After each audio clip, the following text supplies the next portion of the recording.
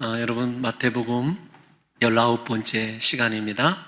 고난주일과 부활주일을 지내시느라 우리가 다시 마태복음으로 돌아오는데 두 주간의 간격이 있어서 잠시 지금까지 우리가 살펴본 것을 정리를 간략하게 해보려고 합니다. 제자들을 부르신 예수 그리스도께서는 처음 사역으로 실제적으로 자신의 제자들을 세우셨습니다.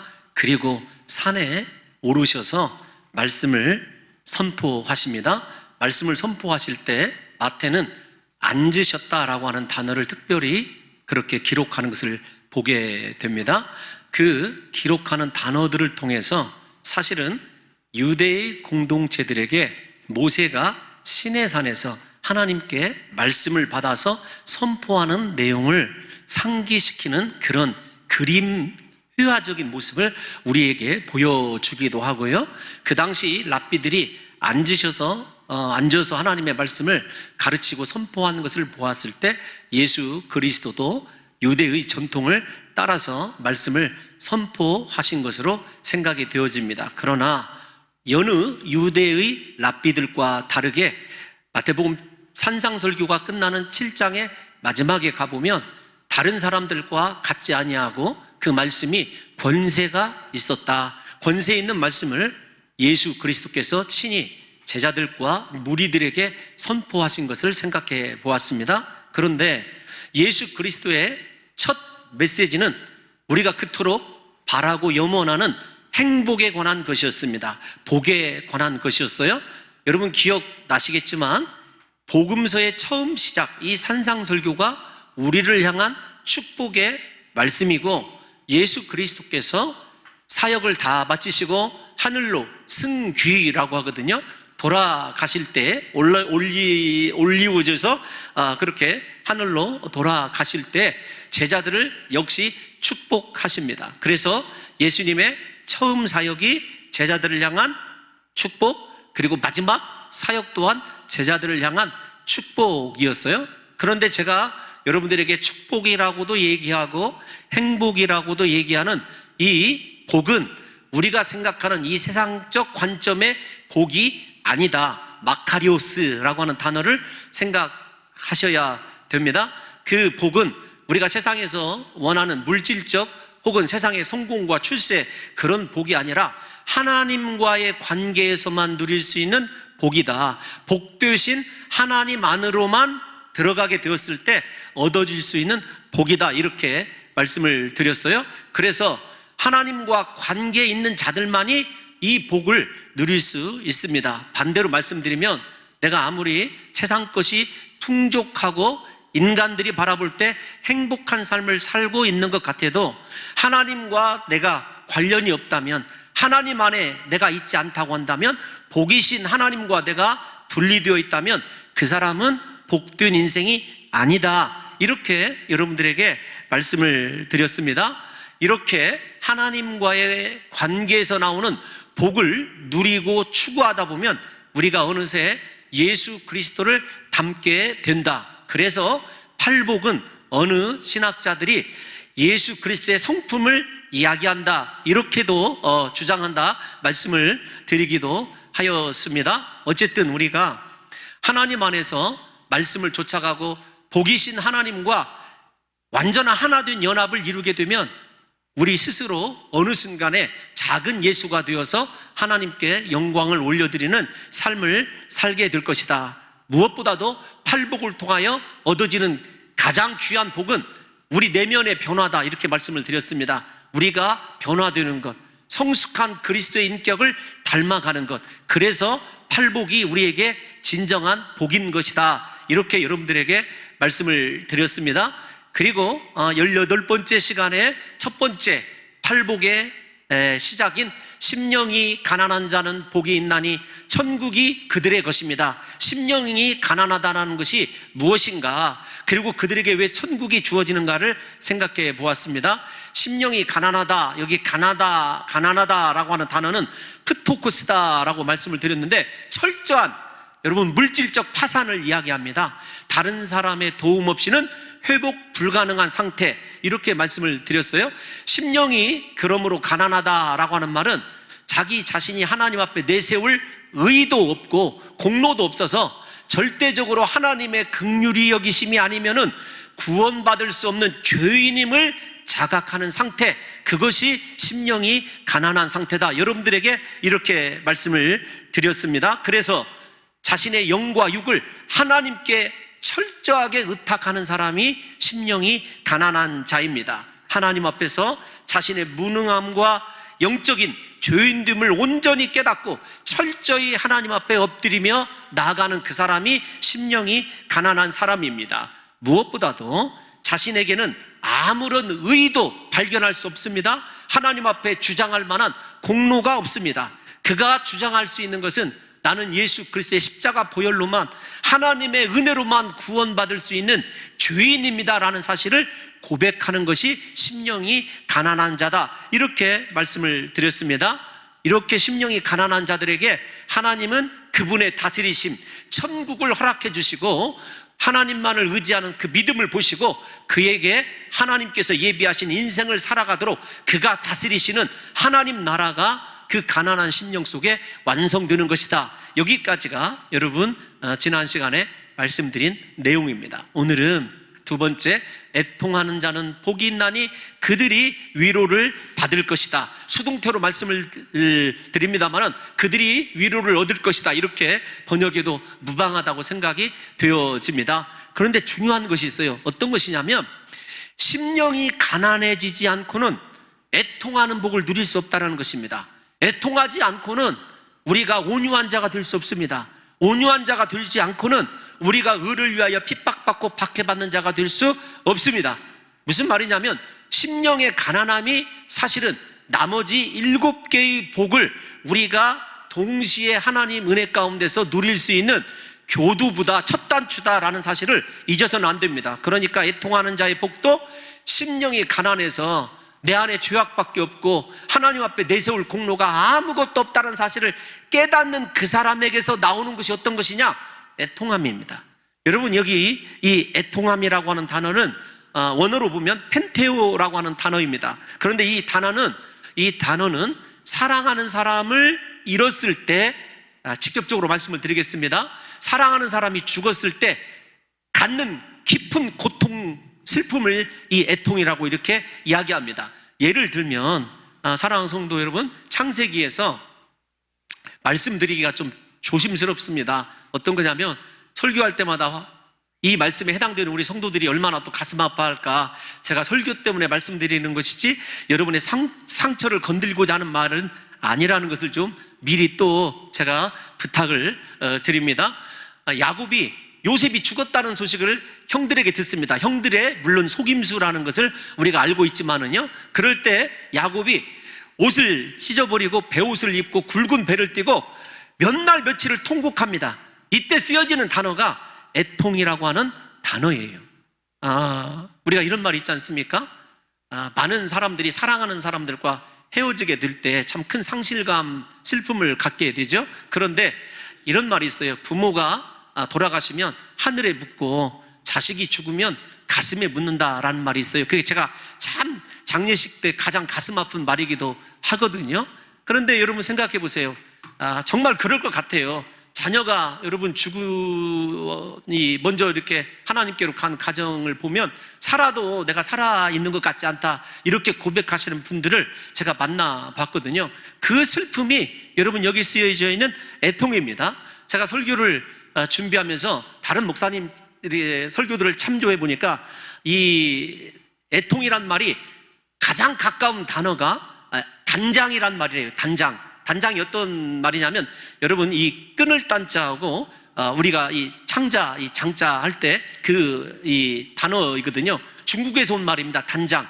창자가 끊어지는 고통이다. 그 단장이란 말이 어디에서 유래를 했는가 하면은 중국에 그 원숭이 사냥꾼들이 있습니다. 그런데 원숭이 새끼를 사냥꾼들이 잡아서 망에 가두어서 이렇게 배에다 싣고 갈 때 어미 원숭이가 그 배를 쫓아오면서 길에 이렇게 길가에서 쫓아오면서 소리 지르며 어느 순간에 이렇게 막 고통하다가 금방 숨이 멈춰버린 거예요. 죽어버린 거예요. 어미 원숭이가. 그래서 그 어미 원숭이의 배를 갈라봤더니 모든 창자가 조각조각 끊어져 있더래요.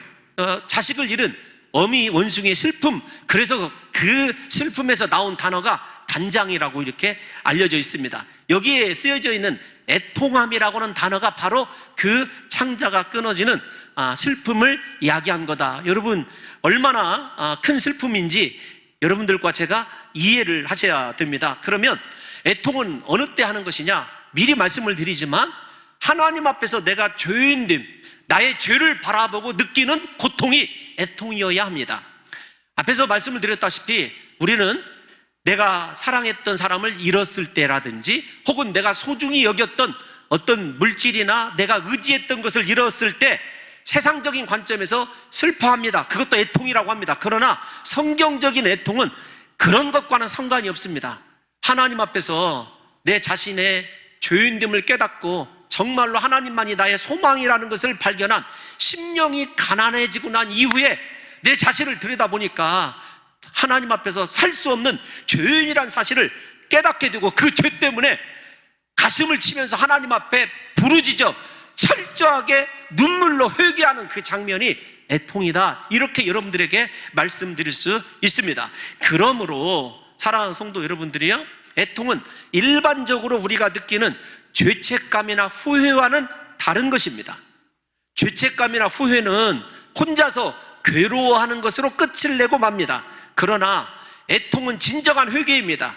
내 죄가 얼마나 큰지를 깨닫고 하나님 앞에 이 죄 때문에 멸망한 사람이라는 상태를 멸망할 상태에 이르렀다는 것을 깨닫고 그 죄 때문에 하나님 앞에서 가슴을 치면서 철저히 회개하고 그 회개한 심령 위에 하나님의 위로를, 하나님의 속죄의 은혜를 채우는 것이 애통의 본질이다. 이렇게 말씀드릴 수 있어요.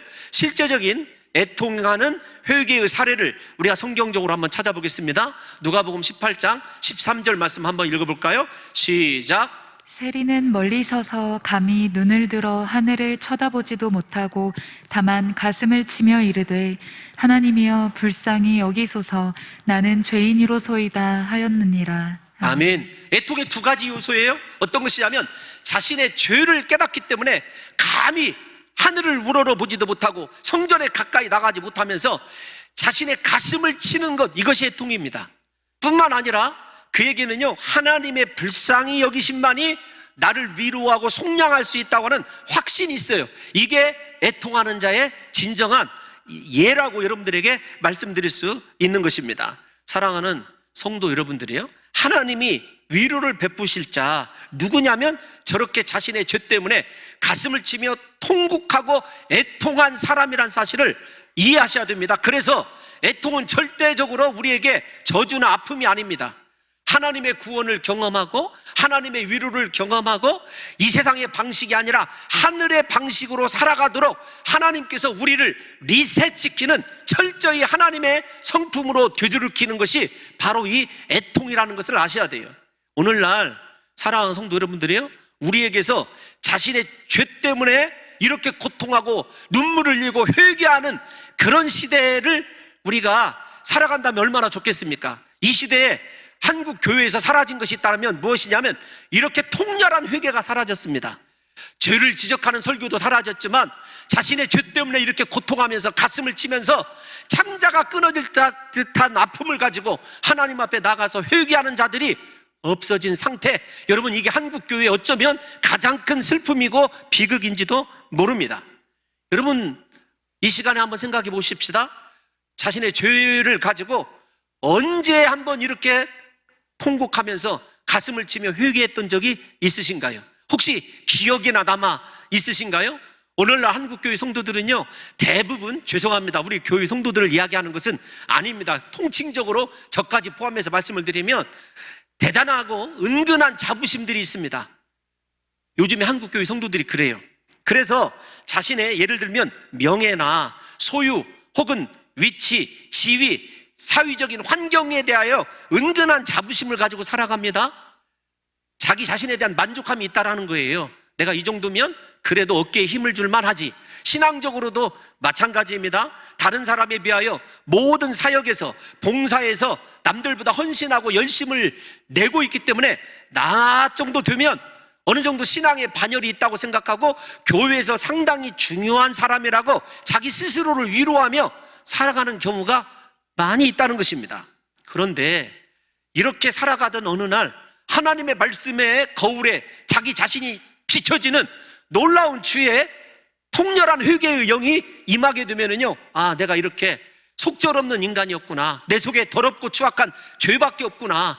내가 이렇게 추악한 죄인이라니, 이 사실을 깨닫고 하나님 앞에 울며 불며 회개하는 역사가 일어나게 되어 있는 것 아니겠습니까? 저는 우리 사랑하는 성도 여러분들에게 오늘 이 시간에 이번 한 주에 우리에게 애통하게 하는 은혜가 있었으면 좋겠어요. 우리 마음에 쌓여져 있는 죄악들 때문에 하나님 앞에 통곡하는 역사가 한번 일어났으면 좋겠습니다. 그 회개의 눈물 때문에 사랑하는 성도 여러분들과 저의 인생이 하나님의 위로로 가득하게 되는 역사가 있으시기를 예수님의 이름으로 축원합니다. 여러분, 제가 앞에서 말씀드린 한국 교회의 은근한 영적인 육적인 이 자부심이 우리를 얼마나 멸망의 길로 인도하는지를 생각해 봐야 돼요. 우리 누가복음 6장 25절 한번 읽어볼까요? 시작. 화 있을진저 너희 지금 배부른 자여 너희는 줄이리로다. 화 있을진저 너희 지금 웃는 자여 너희가 애통하며 울리로다. 아멘. 우리에게 지금 애통하는 은혜가 왜 필요하냐면, 지금 웃는다라고 하는 말은 어떤 표현이냐면 만족하다 그 뜻이거든요. 제가 앞에서 말씀드린 세상의 지위에 대해서도, 그 다음에 교회 내의 위치에 대해서도 만족하며 살면 살아가는 사람, 회개할 기회 없이 애통하며 울게 되는 인생이 비극으로 종말을 맞이하게 되는 때가 반드시 있을 거라는 거예요. 그래서 지금 애통하는 것이 우리에게 필요하다는 것입니다. 저 말을 조금 더 제가 구체적으로 설명을 해드리면, 우리 요한계시록 3장 17절에 라오디게아 교회의 이야기가 나오거든요. 우리 요한계시록 3장 17절 한번 다 같이 한번 읽어보겠습니다. 시작. 내가 말하기를 나는 부자라 부요하여 부족한 것이 없다 하나 내 곤고한 것과 가련한 것과 가난한 것과 눈먼 것과 벌거벗은 것을 알지 못하는도다. 아멘. 저거보다 비참한 상태가 어떤 상태냐고요. 하나님이 보실 때 우리를 바라보면서 너 실제적으로는 벌거벗었어, 너 실제적으로는 눈먼 자야, 너 실제적으로 얼마나 큰 죄인인 줄 아니? 여러분, 그 깨우침이 있게 되었을 때, 내가 심령이 가난해지고 애통하는 그 마음이 있게 되었을 때 우리에게 진정한 복이 있는 것이지, 아직도 영적으로 둔감해서 나의 벌거벗음을 알지도 못하고 나의 눈먼도 알지 못하면서 내가 세상에서 누구인데, 내가 교회에서 이런 사람이야, 여러분, 이것 때문에 지금 웃고 있으면 마지막 종말이 애통하며 슬피 우는 것으로 결론나게 된다는 것입니다. 여러분, 어떤 인생을 살기를 원하시냐고요.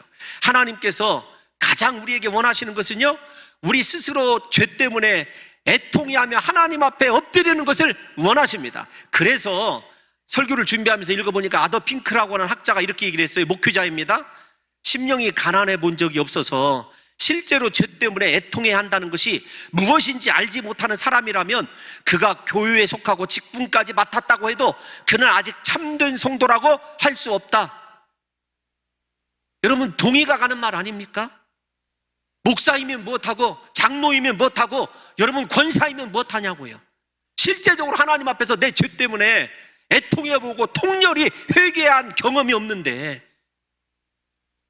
모든 것이 그냥 순풍으로 인도함 받아서 나 웃는 사람이야, 자족하는 사람이야, 만족한 사람이야.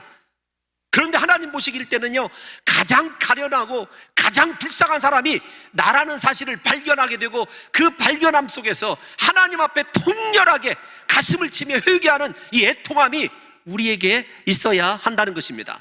하나님은요, 애통하는 자를 기뻐하셔요. 그들을 구원하십니다. 우리가 예를 들어 볼까요? 시편 34편 18절을 한번 읽어보겠습니다. 시작. 여호와는 마음이 상한 자를 가까이 하시고 충심으로 통회하는 자를 구원하시는도다. 아멘. 하나님이 어떤 사람을 찾으셔서 가까이 하시는 줄 아십니까? 만족하는 사람? 웃는 사람? 내가 누구인데? 아닙니다. 자신의 죄 때문에 가슴을 치면서 마음이 상해 있는 사람, 통회하는 사람, 애통하는 사람을 하나님이 가까이 두시려고 찾으실 뿐만 아니라 그에게 구원의 은혜를 베푸시는 거예요. 우리 사랑하는 성도 여러분들에게 하나님의 도우심과 구원의 은혜가 필요하다면요, 우리 다시 돌아가야 됩니다. 내가 하나님 앞에서 어떤 자인지를 발견해야 되고 그 죄의 문제 애통함으로 반드시 해결해야 된다는 것입니다. 시편 51편 17절에서도 이렇게 얘기합니다. 시작. 하나님께서 구하시는 제사는 상한 심령이라. 하나님이여 상하고 통회하는 마음을 주께서 멸시하지 아니하시리이다. 아멘. 하나님이 원하시는 진정한 예배는 무엇이냐면 내 안에 죄 때문에 상심한 마음이에요. 하나님이 구하신다. 하나님이 우리에게 찾고 또 찾으시는 것이요, 헌금이 아닙니다. 형식적인 예배가 아니에요. 나의 상한 심령을 하나님이 찾고 또 찾고 계신 거예요. 죄 때문에 통유하는 마음을 하나님께서 멸시치 아니하신다고 약속해주고 계시지 않습니까? 그러므로 하나님은요, 우리의 완전함을 바라보시는 분이 아니십니다. 오히려 우리의 죄악 때문에 애통하는 눈물을 바라보시고 찾으시는 분이 하나님이셔요. 그래서 우리 사랑하는 성도 여러분들과 제가 하나님 앞에서 완전하게 살려고 하는 것 중요합니다. 그러나 하나님은 우리의 완전함보다 우리의 죄 때문에 상한 심령을 가지고 하나님 앞에서 통회하는 눈물을 하나님이 찾으신다는 사실을 잊어서는 안 됩니다. 여러분, 설교를 준비하면서 읽어보니까 18세기에 아메리칸 인디안 선교사였던 데이빗 브레이너라고 하는 선교사님의 일기가 소개되어 있더라고요. 그 사람에 대한 평이 딱 두 가지예요.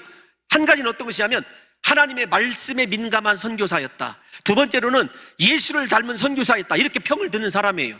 그런데 그분이 1740년 10월 18일자 일기에 뭐라고 쓰고 있냐면 이렇게 쓰고 있어요. 나의 아침 기도 시간에 나의 영혼은 심히 녹아내려 나의 엄청난 사악함과 타락을 몹시 슬퍼하였다. 몹시 애통해했다. 얼마나 저를 겸손하게 하는 고백인지 몰라요.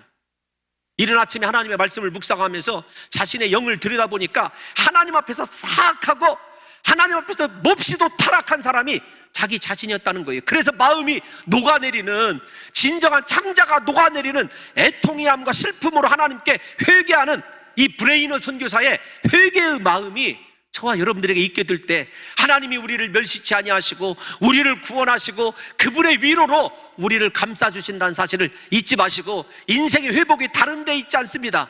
진정한 행복한 삶의 비결이 다른 데 있지 않습니다. 사랑하는 성도 여러분들이여, 가슴을 치며 죄 때문에 회개하고 통회하는 하나님의 회개의 영이 이번 주에 우리 사랑하는 성도들에게 임하시기를 예수님의 이름으로 축원합니다. 여러분뿐만 아닙니다. 성경을 읽어보면 우리는 우리 스스로의 죄 때문에 탄식하고 애통하는 데 그쳐서는 안 됩니다. 다른 사람의 죄와 허물 때문에도 그 사람의 죄와 허물이 마치 나의 죄인 양 회개하고 애통하는 데까지도 나가야 됩니다. 왜 그러냐면 성경을 찾아보면 그래요. 예수 그리스도를 한번 생각해 보십시다. 예수 그리스도께서 자기 자신을 거부하고 십자가에 못 박아 죽게 할 예루살렘 성을 바라보시면서 눈물을 흘리셨어요. 애통하셨습니다. 그들을 위한 철저한 용서의 기도를 올리신 것을 저와 여러분들이 잘 알고 있지 않습니까? 뿐만 아닙니다. 성경 속의 신실한 하나님의 사람들은 다른 사람들의 악과 죄에 대하여 슬퍼하며 애통할 줄 아는 사람이었어요. 자신의 죄뿐만 아니라 다른 사람의 죄와 허물을 볼 때 애통하는 마음이 우리에게 일어나느냐 일어나지 않느냐가 진정한 예수의 사람이냐 아니냐를 구분할 수 있다니까요. 예를 한번 들어볼까요? 시편 기자가 시편 119편 136절에서 이렇게 고백합니다. 시작. 그들이 주의 법을 지키지 아니하므로 내 눈물이 시냇물같이 흐르나이다. 아멘.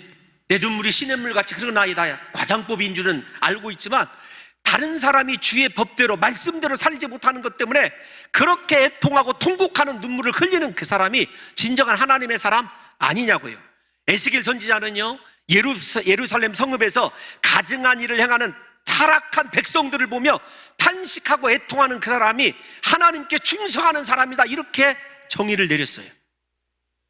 여러분, 하나님께 충성, 자신의 맡은 일에 최선을 다하는 것이라고 이해하기 쉽습니다만 물론 그것도 충성이죠. 그런데 공동체의 죄를 바라보면서 그 죄 때문에 탄식하고 그 죄 때문에 하나님 앞에 애통하는 그것이 진정한 하나님이 원하시는 충성이라고 에스겔 선지자가 9장 전체를 통해서 우리에게 들려주고 있는 것입니다. 여러분, 하나님께 정말로 충성하는 사람들 맞습니까? 뿐만 아니라 신약에 보면 사도 바울은 교회의 원수가 된 자들을 위해서도 눈물로 간곡하게 권고하는 장면이 나옵니다. 빌립보서 3장 18절 한번 읽어보겠습니다. 시작. 내가 여러 번 너희에게 말하였거니와 이제도 눈물을 흘리며 말하노니 여러 사람들이 그리스도의 십자가의 원수로 행하느니라. 아멘. 아멘. 그리스도의 십자가의 원수로 행하는 그 사람들 때문에도 사도 바울은 눈물을 흘리며 애통하는 사람이었던 거예요. 앞에서 제가 여러분들에게 이런 말씀 드렸지 않습니까? 이 시대는요, 눈물을 잃어버린 시대예요. 자기 자신의 죄에 대해서도 눈물을 잃어버리고 다른 사람의 죄에 대해서도요, 눈물을 잃어버린 시대가 이 시대입니다. 우리는 원수는커녕 어쩌면 같은 공동체를 이루며 하나 된 사람들을 하나 되어서 살아가는 사람들을 위해서도요, 탄식하며 애통하며 기도하지 못할 때가 많이 있습니다. 여러분, 제가 이 설교를 작성하면서 더 회개하는 장면이 이 장면이에요. 너 목사로서 얼마나 성도들을 위하여 울어봤느냐. 참 이거 가슴 아픈 이야기입니다. 사랑하는 성도 여러분과 저를 한번 이 시간에 냉정하게 한번 생각을 해보십시다. 나는 내 죄 때문에 울어본 적이 있는가? 나를 핍박하고 받게 하는 자들을 위하여, 그리고 교회의 원수된 자들을 위해서도 심지어는 애통해 본 적이 있는가? 그들의 죄 때문에 잠 못 이루고 고민해 본 적이 있었는가 하는 말입니다. 기도와 위로보다는 정죄와 비판에 온 열정을 쏟을 때가 많이 있지 않습니까? 사실입니다. 생각해 보세요. 다른 사람과 커피잔 놓고 다른 사람에 관하여, 특히 다른 사람의 실수와 허물, 안 된 점에 대해서 이야기할 때 그 이야기들이 얼마나 우리에게 별식과 같이 달고 달았던지를 한번 생각해 보십시오. 그럴 때마다 나 진짜 예수 그리스도 믿는 사람 맞아? 우리 스스로를 생각해 봐야 된다고요. 그래서 정말로 건강한 교회는요, 허물이 있고 비록 죄로 넘어진 사람이라 할지라도요, 그 사람에 대한 이야기가 나오지 않아야 돼요. 무엇만 나와야 되냐면 그 사람에 대해서 눈물을 흘리고 통곡하는 소리만 들려지는 교회가 진짜 이 시대에 하나님께서 찾으시는 건강한 교회라는 사실을 잊어서는 안 됩니다. 여러분들이 저에게 이런 질문을 하실 수 있을지도 모르겠습니다.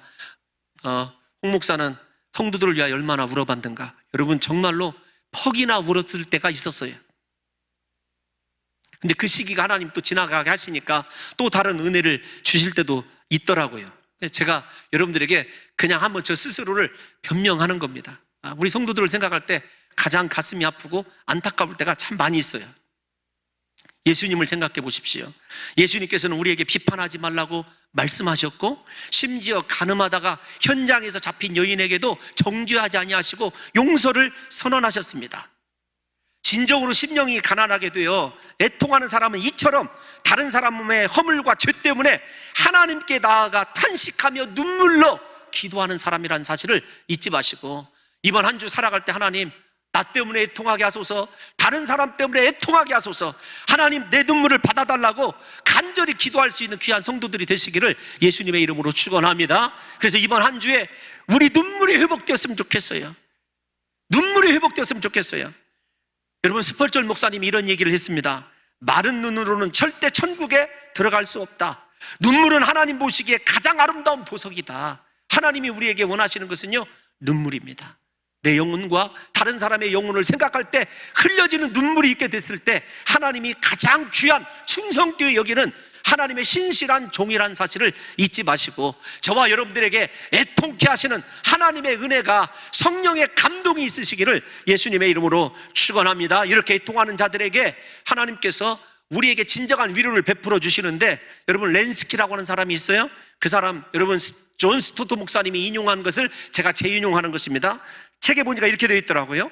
모든 위로 가운데 가장 큰 위로는 통회하고 애통하는 모든 죄인에게 내려진 사죄의 선언이다. 하나님께서 우리에게 그렇게 애통할 때 우리의 모든 죄를 다 속량해 주신다는 거예요. 죄에서 자유함을 얻게 하신다는 것입니다. 왜 우리가 계속 회개할 때마다 같은 죄를 반복해서 짓고 회개하느냐면, 진정한 속죄의 선언이 어떤 것인지를 모르기 때문이고, 그 속죄의 선언이 없는 이유는 한 가지입니다. 내 심령이 가난해지지 못해서이고, 내가 하나님 앞에 내 죄 때문에 애통하며 떼굴떼굴 구르면서 가슴을 치면서 회개한 적이 없기 때문에 그렇습니다. 여러분, 거듭 제 얘기를 해서 죄송합니다만, 제가 한번 하나님께서 회개한 적이 있었습니다. 정말로 교회, 시골교회 마루바닥을 얼마나 돌아다녔는지 모르겠어요. 눈물 콧물이 바닥에 다 있고, 그날 저녁에 기도하고 씻으러 들어가서 옷을 벗었는데 온 가슴이 정말로 그렇게 새카맣게 멍들어 있는 것은 제가 처음 봤습니다. 제게 회복되어야 될 은혜가 있다면 그 은혜입니다. 그 회개의 은혜가 다시 한번 임하기를 저도 간절히 간구하고 있습니다. 그럴 때 하나님께서 내 모든 죄를 사해 주시고 속죄해 주시는 진정한 위로를 베풀어 주신다는 거예요. 그래서 우리에게 진정한 행복은 무엇이냐? 하나님의 위로. 하나님의 위로는 무엇이냐? 속죄의 은혜가 있는 사람이 진정한 행복한 사람이고 하늘의 위로를 얻어서 살아가는 사람입니다. 세상은요, 표면적이고 일시적인 위로밖에 주지 못합니다. 사랑하는 성도 여러분, 제가 여러분들을 무엇으로 위로할 수 있겠습니까? 저는 기도합니다. 하나님, 제가 위로자가 되기는커녕 우리 사랑하는 성도들에게 상처만 주지 않아도 좋겠습니다. 우리 사랑하는 성도들을 시험에 들지만 않게 해도 좋겠습니다. 왜냐하면 제 허물과 부족함을 알기 때문에 그래요. 그런데 하나님은요, 우리의 위로자 되셔요. 그래서 고린도후서 1장 3절을 읽어보면 하나님을 위로자 하나님이라고 분명히 말씀하고 계시고 1장 4절에 이렇게 얘기합니다. 우리 한번 읽어볼까요? 시작. 우리의 모든 환난 중에서 우리를 위로하사 우리로 하여금 하나님께 받는 위로로서 모든 환난 중에 있는 자들을 능히 위로하게 하시는 이시로다. 아멘. 여러분, 그런데 이 위로라는 단어, 지금 이 애통하는 자는 복이 있나니 그들이 위로를 얻을 것이다 해서 받을 것이다 해서 위로가 어떤 단어냐면 헬라어로 보면 파라칼레오라고 하는 단어예요. 여러분, 어떤 단어와 비슷하죠? 보혜사 성령을 얘기하는 파라클레토스와 비슷한 단어입니다. 여기 파라라는 말은요, 곁에 멋멋의 옆에 머물다라고 하는 전치사예요.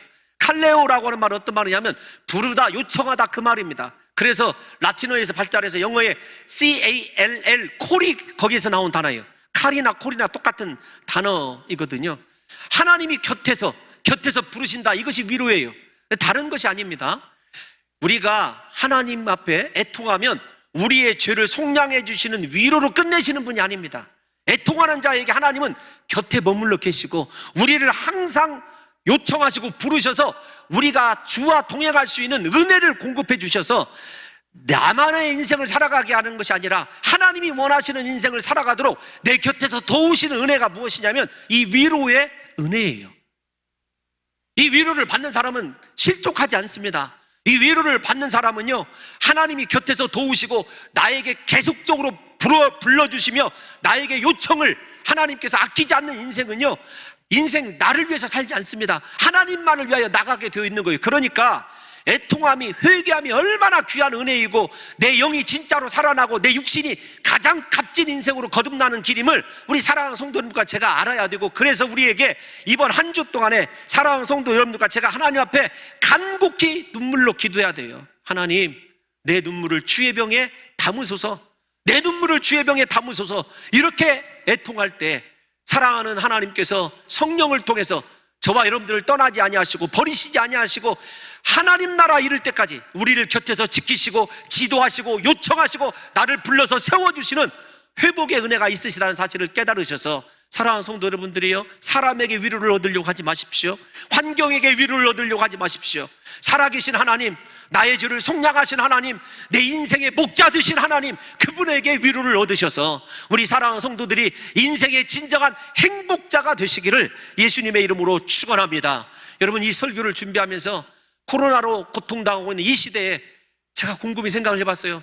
아니, 우리 사랑하는 성도 여러분들의 얼굴을 이제는 잊어버릴 것 같아요. 여러분들은 제 얼굴을 보시지 않습니까? 여러분들의 얼굴이 어느새 1년하고도 몇 개월 감싸져 있으니까 얼굴이 기억나지 않을 수도 있다는 생각이 들더라고요. 생각만. 사실은 여러분들이 아무리 위장을 해도 누군지는 대부분 다 알 수가 있지 않습니까? 그럼에도 이런 생각이 들더라고요. 이 시대에 우리 사랑하는 성도들에게 필요한 건 위로이다. 위로의 하나님께서 각자의 삶에서 사람 때문에, 여러 가지 일 때문에, 물질 때문에, 미래 때문에 상처받고 힘들어하는 사랑하는 성도 여러분들에게 진정한 위로, 하나님이 여러분들 곁에 오시는 것입니다. 여러분들을 붙들어 주시는 거예요. 이 시간에 하나님께서 저와 여러분들에게 임재하셔서 영원토록 곁에서 우리를 인도하시면서 위로해 주시고 속죄의 은혜뿐만 아니라 내 인생을 책임져 주시는 놀라운 은혜가 임하시기를 예수님의 이름으로 축원합니다. 그런데 그 위로가 저에게도 필요합니다. 여러분, 목사인 저도 외로워서 위로가 필요하고, 우리 사랑하는 성도 여러분들에게도 다른 것 필요한 것이 아니라 하나님의 그 피 묻은 손길로 여러분들을 감싸주시는 위로가 필요한 줄로 믿습니다. 여러분들이 곁에 서 있고 곁에서 예배하는 모든 사람들에게 위로자가 되어주시기를 예수님의 이름으로 축원합니다. 근데 이 하나님의 위로가 어떤 것이냐면 간략히 소개하고 설명을 마치려고 합니다. 우리 이사야 66장 11절 한번 먼저 읽어보겠습니다. 시작. 너희가 젖을 빠는 것 같이 그 위로하는 품에서 만족하겠고 젖을 넉넉히 빤 것 같이 그 영광의 풍성함으로 말미암아 즐거워하리라. 아멘. 하나님이 우리 곁에서 우리를 부르시면서 주는 위로는 어떤 것이냐면요, 정말로 젖을 빠는 어린아이가 그 어미 품에서 만족함을 얻을 그런 하나님의 만족의 은혜가 있습니다. 그러니까 여러분, 육적으로 필요한 젖이 공급되니까 얼마나 육적인 문제가 해결되니까 만족함이 있겠습니까? 영적으로는요, 하나님의 영광의 풍성함을 경험하게 된대요. 이것이 하나님이 우리에게 주시기를 원하시는 진정한 위로죠. 인생 얼마나 복된 사람입니까? 사랑하는 성도 여러분들의 모든 영적인 육적인 갈증이 해결함을 받고 만족함을 얻게 될 줄로 믿습니다. 뿐만 아니라 우리 인생에 하나님의 영광이 풍성하게 더해질 줄로 믿습니다. 여러분, 66장 13절을 한번 또 읽어볼게요. 시작. 어머니가 자식을 위로함 같이 내가 너희를 위로할 것인즉 너희가 예루살렘에서 위로를 받으리니. 아멘. 하나님께서 어디에서 여러분들을 위로하신다고요? 예루살렘. 하나님께서 어디에서 여러분들을 위로하신다고요? 하나님의 거룩한 공동체인 이 봉동중앙교회에서 예배할 때 하나님께서 여러분들을 어미가 자식을 위로함 같이 위로하심으로 말미암아 우리에게 하나님의 영광이 풍성할 줄로 믿습니다. 내 삶의 갈증이 해결이 되고 인생의 모든 문제가 만족하게 해결되는 살아계신 하나님의 위로가 저의 여러분들의 것이 될 줄로 믿습니다. 여러분, 우리가 요한계시록을 배울 때 가장 여러분 소망이 되는 것이 어떤 것이던가요? 천국의 소망 아닙니까? 지금은 비록 죄 때문에 고통하고 힘들어하지만 슬퍼하지만 하나님께서 우리를 위로해 주시는 장면을 한번 생각해 보십시다. 요한계시록 21장 4절 마지막으로 한번 읽겠습니다. 시작. 모든 눈물을 그 눈에서 닦아주시니 다시는 사망이 없고 애통하는 것이나 곡하는 것이나 아픈 것이 다시 있지 아니하리니 처음 것들이 다 지나갔음이러라. 아멘. 우리의 진정한 위로는 천국인 줄로 믿습니다.